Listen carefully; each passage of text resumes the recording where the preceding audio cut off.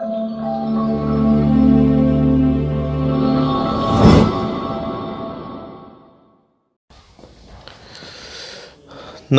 मैं चंदन Sharma the surgical news के लिए एक बार फिर उपस्थित हूँ मोहम्मदाबाद में। पिछले दिनों हम आपको मोहम्मदाबाद विधानसभा के कुछ प्रत्याशियों से मिला चुके हैं और इस वक्त फिर बसपा के प्रभारी प्रत्याशी माधवेंद्र जी से आपकी परिचय कराएंगे, मुलाकात कराएंगे, बात कराएंगे और मोहम्मदाबाद की विधानसभा की जनता की कुछ समस्याओं को भी रखेंगे और जानेंगे कि यदि यह विधायक बनते हैं तो किस तरीके से उन समस्याओं का समाधान होगा और मोहम्मदाबाद की राजनीति पे भी एक बार चर्चा करेंगे। सर, स्वागत है आपका हमारे चैनल पे। बहुत बहुत धन्यवाद। नमस्कार। सर, सबसे पहला सवाल तो मेरा ये होगा, क्योंकि काफ़ी गैप रहा है आपके पिताजी के और आपके समय में, तो आप राजनीति में रुचि कब से लेने लगे सर? देखिए, राजनीति में रुचि तो मुझे लगता है कि छात्र जीवन से हम ले रहे हैं। जब मैं अपनी पढ़ाई में था तो उस समय छात्र के अंदर में जब छात्र था तभी हमारी राजनीति में रुचि रही है और सौभाग्य से हम ऐसे परिवार से हैं जिसका राजनीति के साथ में काफ़ी समय से और काफ़ी लोगों का उसके अंदर में बढ़ चढ़ के हिस्सा और सहभागिता रही है। मेरे पिताजी के मामा स्वर्गीय कल्पनाथ राय जी, जिनको पूरा उत्तर प्रदेश नहीं पूरा देश जानता है, उस परिवार से हम लोग हैं। और मेरे पिताजी अपनी सर्विस को छोड़ करके जनता की सेवा करने के लिए 1993 में सक्रिय राजनीति में आ गए और वो कांग्रेस के सिंबल पे उन्होंने उस समय चुनाव भी लड़े थे। तो मैं तभी से आप मान चलिए कि 1993 से मैं पिताजी के चुनाव में भी उनके साथ रहा और हमारी राजनीति में सक्रियता तभी से रही है। आपके पिताजी से मोहम्मदाबाद की राजनीति व विकास पे चर्चा होती रही होगी, क्या चर्चाएं होती थी आपकी? देखिए, आज मेरे पिताजी इस दुनिया में नहीं, हम लोगों के बीच में नहीं हैं, लेकिन मेरे पिताजी को इस बात का बहुत पीड़ा रहा है, दर्द रहा है कि एक तो हमारा ज़िला गाजीपुर पिछड़े ज़िलों में गिनती आती है, उस पे से हमारा मोहम्मदाबाद अति पिछड़ा क्षेत्र है, जहाँ पे कि हमारे इस क्षेत्र को 3 भागों में बांटा गया हुआ है। देखा जाए तो एक हम लोग जो है जिसको हम लोग करेल कहते हैं, दूसरा हम लोग का बांगर है और तीसरा जो है गंगा नदी के उस पार का पोर्शन है जो हमारे इस विधानसभा के अंदर आता है। और आपको बताता हूँ कि करेल की स्थिति इतनी भयावह है कि वहाँ पर अगर बारिश हो जाता है, जब ख़ास तौर से मानसून के समय में पूरा का पूरा करेल का लोगों का आवागमन का जो रास्ता है वो लगभग ख़त्म हो जाता है, क्योंकि पानी की वजह से वहाँ ना सड़कें हैं, बारिश के कारण वहाँ पर सड़कों की व्यवस्था बिल्कुल नहीं है। मुख्य मार्ग को छोड़ देने के बाद से जो भी हमारे गांव को जोड़ते हुए सड़कें हैं वो इतने बदतर हालात में हैं कि वहाँ से पैदल चलना भी बहुत मुश्किल रहता है, गाड़ी की तो बात छोड़िए। तो उसको अक्सर मेरे पिताजी के साथ में मेरी बातचीत होती थी कि ऐसा क्या होना चाहिए और किस तरह से विकास का एक रूपरेखा तैयार हो कि हमारे करेल के लोग भी एक सामान्य जीवन जैसे बाकी जगह के लोग जीते हैं वो हो सके। उसके लिए सबसे बड़ा जो वहाँ का जो मुद्दा था उस समय कि वहाँ पर सड़कें होना, वहाँ बिजली की व्यवस्था होना, तो वो व्यवस्था मुझे लगता है कि तब से लेके आज तक नहीं हो पाई है।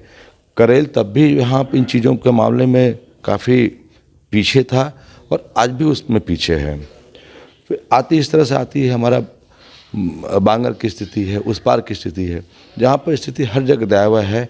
यहाँ पर न तो कोई शिक्षा के लिए स्कूल रहे हैं, न तो यहाँ पर इलाज करने के लिए आज तक कोई भी यहाँ पर अस्पताल की व्यवस्था नहीं है। अच्छे अस्पताल नहीं है, जहाँ पर हमारे करीब करीब मुझे लगता है मोहम्मदाबाद की जो आबादी है वो 10 लाख से ऊपर है और इन लोगों के लिए कोई ऐसा अस्पताल नहीं है जहाँ पर हमारे लोग बीमार होते हैं तो अपना इलाज करा सकें। और इसके कारण जितने भी हमारे क्षेत्र के लोग बीमार होते हैं और उनको मजबूरी में बनारस और लखनऊ जाना पड़ता है, और जो लोग सक्षम हो तो चले जाते हैं, जो लोग सक्षम नहीं हैं उन लोगों की स्थिति यह है कि वो मजबूर होकर के अपने आप को वो ऐसी हालत पर छोड़ देते हैं और उनके साथ में कैजुअलिटी हो जाती है, जो बहुत दुखदाई रहती है सुन करके। तो ऐसे तमाम मुद्दे रहे हैं। तो 1993 में आपके पिताजी स्वर्गीय वीरेंद्र राय जी कांग्रेस के टिकट पर 11,480 वोट पाए और चौथे स्थान पर रहे थे। उसके बाद 1996 में दूसरे स्थान पर रहे, उस समय 43,866 वोट पाए थे। उसके बाद वोटों की संख्या में कमी होगी, परिसीमन हुआ 2011 में। उसके बाद आंकड़े आपके लिए कितने फ़ायदेमंद हुए या कितने नुकसानदायक हुए? पिछले चुनाव में जो आपकी गैपिंग हुई है आपके पिताजी के और आपके इस चुनाव के बीच में, तो उस जो गैपिंग है उसका कितना इम्पैक्ट आपके इस चुनाव पे पड़ रहा है? सबसे पहले तो आपको ये बताना चाहता हूँ कि मेरे पिताजी 1993 में कांग्रेस के सिंबल पर चुनाव लड़े थे, और वो हमारे पिताजी के मामा स्वर्गीय कल्पनाथ राय जी के वो उनका आदर्श थे, और वो विकास पुरुष के नाम से जाने जाते हैं। जो उनका लोकसभा क्षेत्र रहा है मऊ घोसी, वहाँ पर उन्होंने उस ज़माने में जो उन्होंने विकास करके दिखाया वो पूरे प्रदेश के लिए एक मिसाल था। कल्पनाथ राय जी अपने ज़िले के साथ साथ में गाजीपुर ज़िला, बनारस ज़िला, जौनपुर, आजमगढ़, तमाम गोरखपुर, तमाम ज़िलों को उन्होंने विकास के रूपरेखा तैयार करके विकास के मार्ग पर लाया प्रदेशों ज़िलों को। हमारे पिताजी को चुनाव लड़ने से पहले हमारे पिताजी ने अपने मामा स्वर्गीय कल्पनाथ राय से उनका अक्सर चर्चा हुआ करती थी कि वो भी चाहते थे कि हमारा भी गाजीपुर ज़िला और हमारा ख़ास तौर से मोहम्मदाबाद का जो विधानसभा क्षेत्र है ये भी पूरी तरह से विकसित हो। और उसका जीता जाता उदाहरण है कि हमारे कुंडेसर गांव में 132 केवीए का सब स्टेशन कल्पनाथ राय जी ने हमारे पिताजी के कहने पर और हमारे गांव के सारे हमारे सम्मानित ग्रामवासियों के लोगों के कहने पर ये 132 केवीए का यहाँ पर जो सब स्टेशन है कहीं और लगना था, वो हमारे गांव में लगा। ऐसे तमाम वजह थी जिनको देखते हुए मेरे पिताजी सक्रिय राजनीति में आए। रही बात 1993 में जब चुनाव लड़े कांग्रेस से, उन्होंने चुनाव लड़ा था सिंबल से, तो क्षेत्र की जनता के बीच में हमारे पिताजी ने अपने विचार को रखे थे, लेकिन किन्हीं कारणों से आशीर्वाद नहीं मिला पूरी तरह से।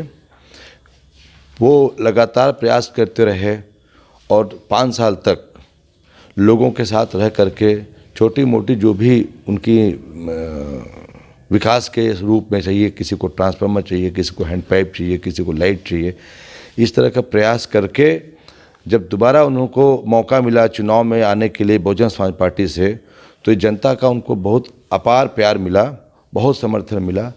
और वो जो है महज कुछ वोटों से, जो वर्तमान में हमारे ज़िले के सांसद हैं श्री अफजल अंसारी जी से कुछ मतों से चुनाव हार गए। उस चुनाव हारने के बाद में भी वो कभी निराश नहीं हुए और लगातार क्षेत्र में बने रहे, और जितना वो क्षेत्र के अंदर में समय देते थे, मेहनत करते थे, लोगों के साथ रहते थे, दुख के साथ रहते। ख़ास तौर से उनकी जो रुचि रही है वो जितने भी हमारे गरीब हैं, जो दबे कुचले लोग हैं, मजबूर हैं, जिनको लोगों की सहायता की जरूरत होती थी, उनके साथ रह करके, उनको हर दुख में उनके साथ खड़े होकर के और उनका जीवन का उनका तरीके को आगे बढ़ाने में उन्होंने बहुत ज़्यादा योगदान दिए। और उनको जो हमारे इस विधानसभा मोहम्मदाबाद की जो गरीब जनता है, ख़ास तौर से दलित और जो हमारा पिछड़ी जात के लोग हैं, उन लोगों ने उनको अपना बहुत बहुत प्यार दिया। और साथ साथ में हमारे जो इस विधानसभा के जो सवर्ण समाज के लोग हैं, इन लोगों ने पिताजी को ताकत दिया, जिस ताकत से वो यहाँ के दलित और गरीबों को, पिछड़ों को वो मदद करते रहे। रही बात गैप होने का, देखिए राजनीति में गैप नहीं होता है। राजनीति में क्या होता है, आपको पद और ताकत की बात होती है। मेरे पिताजी को 1996 के बाद जो 2002 का जो चुनाव आया, उस चुनाव में किसी कारण से हमारे जो शीर्ष नेतृत्व है हमारे पार्टी का, बहुजन समाज पार्टी का, वो किसी कारण से उनको लगा होगा तो उनको जो है चुनाव लड़ने का मौका नहीं मिला। तो मौका उनको नहीं मिला इसका मतलब भी नहीं कि वो राजनीति से दूर हो गए।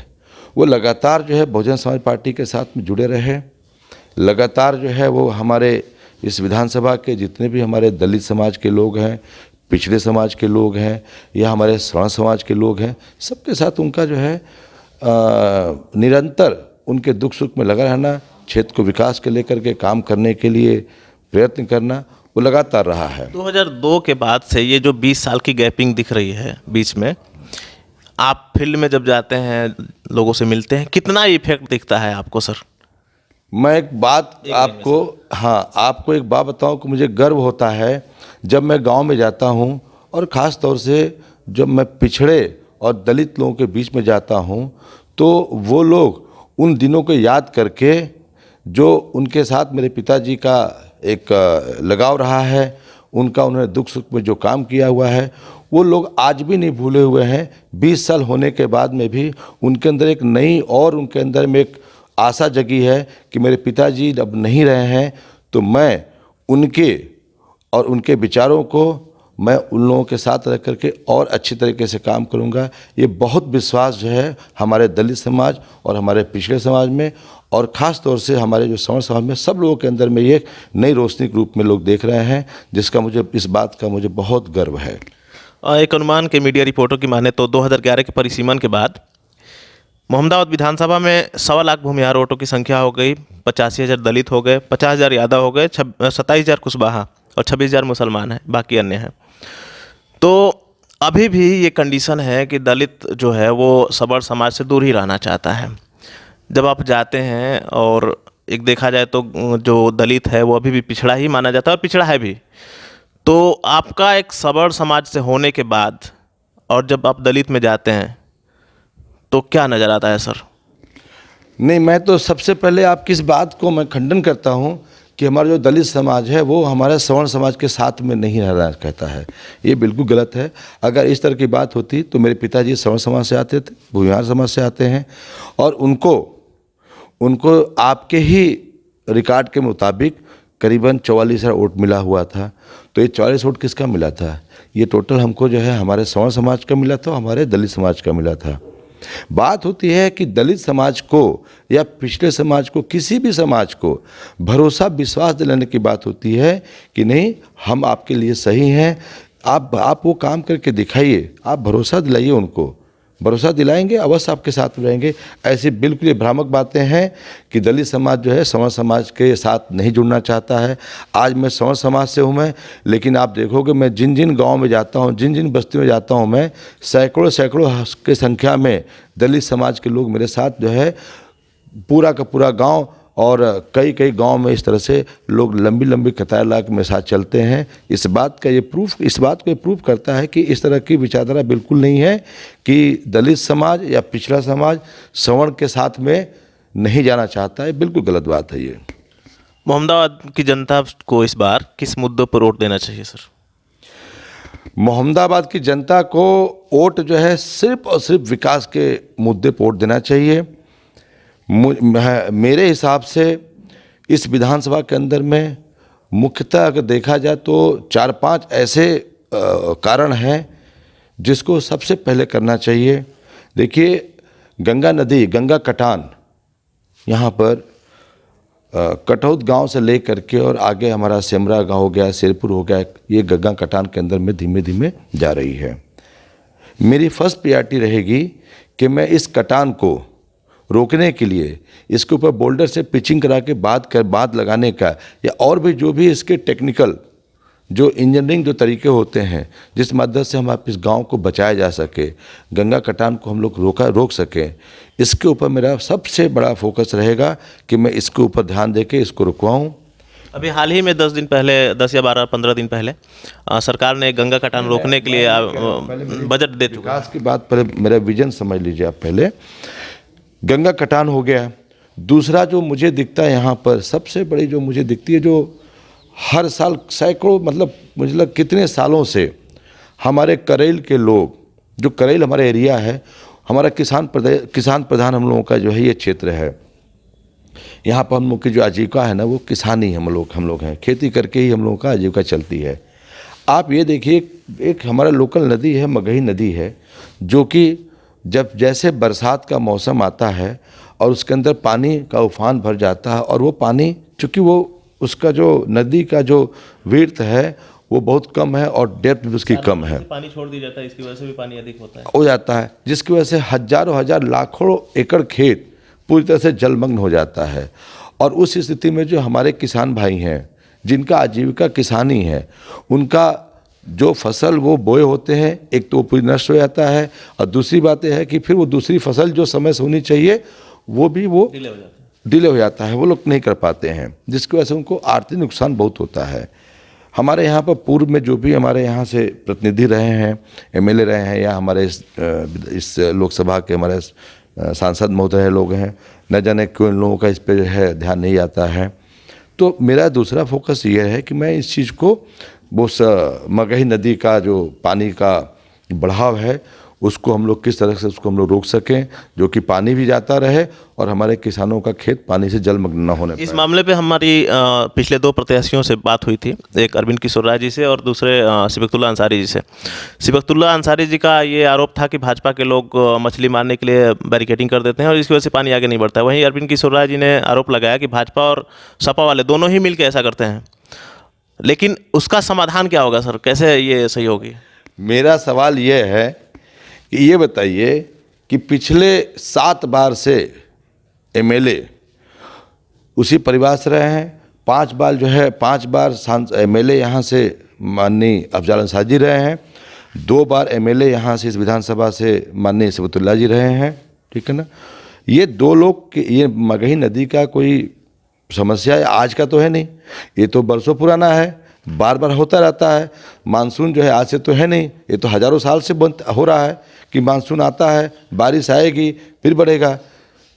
मेरा कहना कि दोनों लोग, चाहे वो भारतीय जनता पार्टी के जो है एमएलए हों, चाहे वो सिबकतुल्ला अंसारी जी हों या अफजल अंसारी जो हैं, ये सब लोगों के ध्यान में इस बात का रहा है कि भाई यहाँ पे ये लोग चाहते नहीं है कि इस क्षेत्र का विकास हो, ये लोग चाहते नहीं है कि यहाँ पे जो है सुविधाएं बढ़े, ये लोग चाहते नहीं है कि यहाँ हमारे जनता, क्षेत्र की जनता हर तरह से संसाधन से मजबूत हो। इनके अंदर वो सोच ही नहीं है। ये लोग चाहते, ये तो क्या करते हैं, ये सिर्फ और सिर्फ जात की राजनीति करते हैं। इनको सिर्फ एमएलए बनना है क्षेत्र का और अपना दबदबा बनाना है, ये राइफल बंदूक और अपनी ताकत से जो है जनता को डरा के रखना चाहते हैं। इनको विकास अपना करना है, ये खुद का इन्होंने अपना विकास तो इतना कर लिया कि उतने विकास तो हमको लगता है पूरे विश्व के अंदर कोई नहीं किया होगा जितना विकास इन्होंने अपना कर लिया। लेकिन क्या क्षेत्र का विकास किया? मुझे एक यहाँ पर शिक्षा की व्यवस्था बता दीजिए इस क्षेत्र में, जो कि हमारा जो है वो प्रदेश स्तर का हो या मंडल स्तर का हो।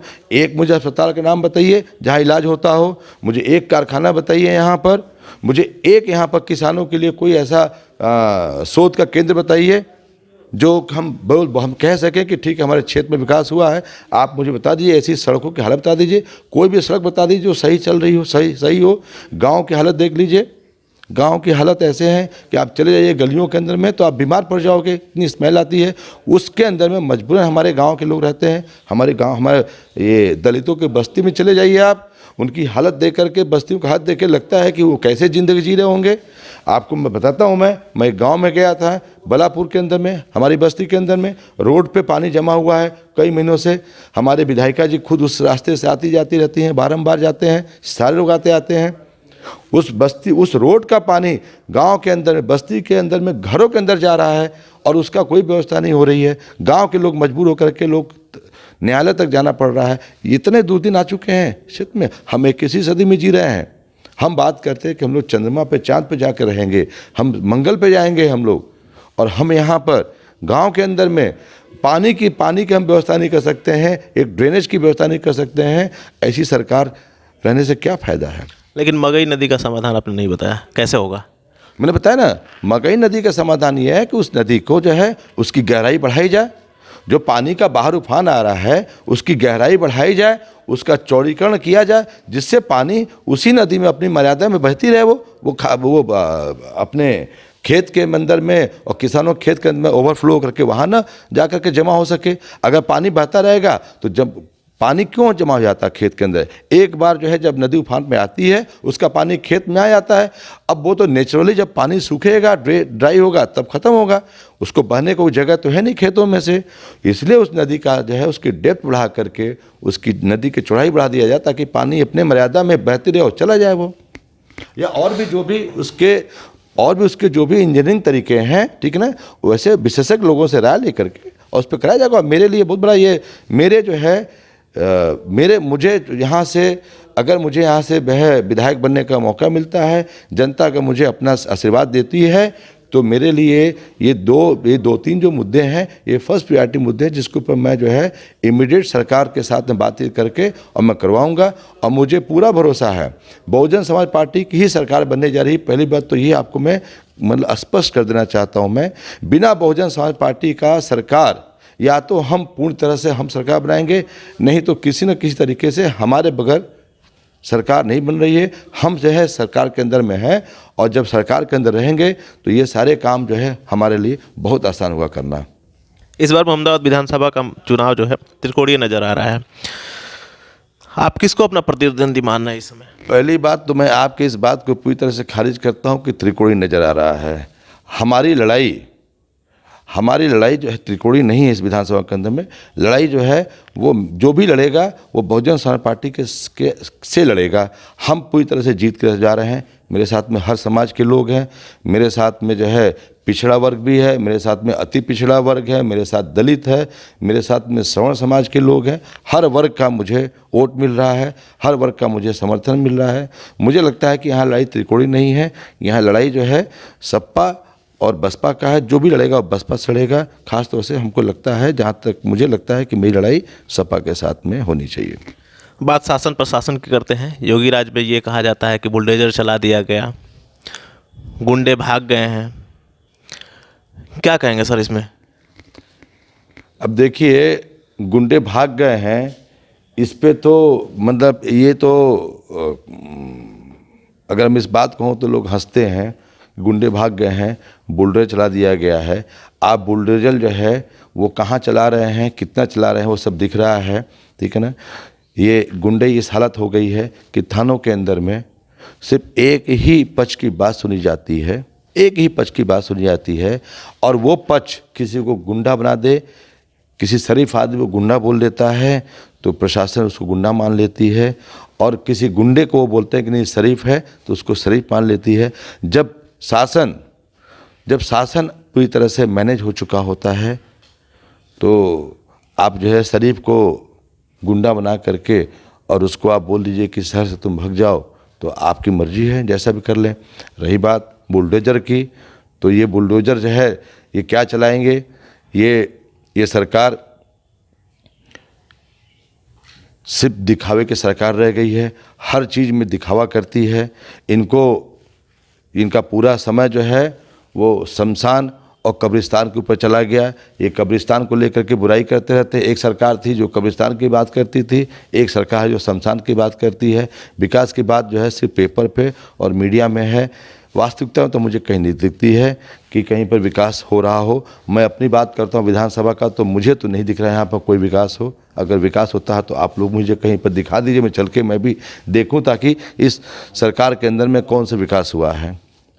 अंतिम सवाल एजुकेशन से जुड़ा होगा, क्योंकि दलित समाज की मैं बात करता हूँ, क्योंकि वहाँ पे काफ़ी गरीबी है और पिछड़े हुए लोग हैं। ऑनलाइन पढ़ाई हो रही है कोरोना काल में, मोबाइल की सुविधा नहीं है, इंटरनेट की स्थिति बुरी रहती है, इंटरनेट के दाम भी बढ़ चुके हैं। ऐसे में आप क्या सोचते हैं कोरोना काल में बच्चों की कैसे एजुकेशन की जो सिस्टम है उसको कैसे अपग्रेड किया जा सकता है? देखिए, आपने बहुत अच्छा सवाल किया है और मुझे इस बात की बहुत मुझे खुशी है कि आपने ये सवाल लाया जो कि मेरे जहन में चल रहा है। देखिए, कोरोना के नाम पर इस भारतीय जनता पार्टी की केंद्र सरकार और प्रदेश सरकार जुल्म के साथ और दूसरा काम नहीं कर रही है। आप ये देखिए, वो दिन भूल गए जब कोरोना जैसी महामारी जब सामने आई, ठीक है ना, बिना किसी प्लान का आपने लॉकडाउन कर दिया। आपने सोचा नहीं कि हम लॉकडाउन कर रहे हैं तो हमारा गरीब मजदूर जो अपने गांव से, अपने घरों से हज़ार हज़ार किलोमीटर दूर रहता है, मजदूरी करता है, खाना खाता है, सुबह कमाता है, शाम खाना खाता है, आपने लॉकडाउन कर दिया, उसका आपने रोज़गार बंद कर दिया, उसको आपने व्यवस्था किया घर आने के लिए, उसको आपने व्यवस्था किया खाने के लिए, उसको आप उसी हालत में मरने के लिए छोड़ दिया आपने अपने बीमारी का बहाना करें, आपने उसको जो है आत्महत्या करने के लिए मजबूर कर दिया उन गरीबों को। आप सब ने, आप मीडिया के लोग, आप सब लोगों ने देखा होगा, लाखों लाखों की संख्या में लोगों ने पैदल हज़ार हज़ार किलोमीटर पैदल अपने छोटे छोटे बच्चों को कंधे पर रख करके और पैदल चल चल के लोग अपने गांव पहुँचे, घर पहुँचे हैं। कितने हमारे जो है उसमें बुजुर्ग, छोटे बच्चे, भाई बहन भूख से और बीमारियों से रास्ते में लोग मर गए। क्या किया सरकार ने कोरोना को लेकर के? आप भी बताइए मुझे, आप कि आप कहते हो कोरोना में ऑनलाइन की जो है पढ़ाई होगी। आप अगर ऑनलाइन की पढ़ाई होती है तो सरकार ने हमारे गरीब बच्चों के लिए क्या किया हुआ है? हमारे गरीब बच्चों को पढ़ने के लिए कितनों को उन्होंने जो है ऑनलाइन पढ़ने के लिए उन्होंने जो है एंड्रॉयड फ़ोन दिया है। ऑनलाइन पढ़ने के लिए उन्होंने, आपने बंद तो कर दिया, आपने तो कह तो दिया कि कोरोना की बीमारी है, आपको अब जो है स्कूल नहीं जाना है, तो शिक्षा को आप ख़त्म कर रहे हैं। आपको बंद करने से पहले उसका समाधान देना चाहिए। आप कहते हो कि आपको एंड्रॉयड, आपको जो है ऑनलाइन पढ़ाई करना है, तो आप पहले उसकी व्यवस्था करिए कि आप लीजिए। अब आपको जो है कोरोना जैसी महामारी से आपको बचना है, ज़िंदगी बचानी है, लेकिन साथ साथ में आपको पढ़ाई भी करनी है। तो पढ़ने के लिए आपको ऑनलाइन के लिए अगर ये फ़ोन की ज़रूरत होती है तो मैं आपको व्यवस्था करता हूँ, एंड्रॉयड फ़ोन लीजिए और पढ़िए आप लोग। आप स्कूल खुल नहीं रहे हैं, स्कूल खुल नहीं रहा है, रोज़गार बंद हो गया है, और हमारे जो बच्चों के जो माता पिता हैं उनको फीस देने के लिए उनको जो है प्रताड़ित किया जाता है कि आप फीस दिए तो आपको बच्चे का जो हम परीक्षा नहीं बैठने देंगे। इस तरह की बातें होती हैं। क्या कर रही सरकार इस समय? आप सिर्फ जो है दिखावा करते आप हो, आप जो है उसका सलूशन आप नहीं करते, आप समाधान की बात नहीं करते हैं। ये सरकार इतनी बड़ी निकम्मी सरकार, मैंने कभी सोचा नहीं था कि हम जिस प्रदेश में रहते हैं या जिस देश में रहते हैं, ऐसे भी बीमारी के हालात में इस महामारी, इस इतनी बड़ी महामारी है बीमारी का, कोरोना नाम का, जिसमें सरकार कोई उपयोगिता नहीं है। हजारों हजार लोग मर गए यहाँ पर, इसी मेरे गांव में मर गए, हमारे विधानसभा के अंदर हजारों लोग मर गए। सिर्फ किस लिए मर गए? दवाइयों की जहाँ व्यवस्था नहीं है, ऑक्सीजन की व्यवस्था नहीं है, और हमारे लोग जो है बिलखते बिलखते दम तोड़ गए। सरकार को कोई चिंता, सरकार को इस बात का कोई चिंता नहीं, न कोई इसका दर्द है। तो यह थे बसपा के प्रभारी प्रत्याशी मोहम्मदाबाद विधानसभा से माधवेंद्र राय जी। आगे की खबरों के लिए बने रहिए 10 न्यूज़ के साथ। धन्यवाद।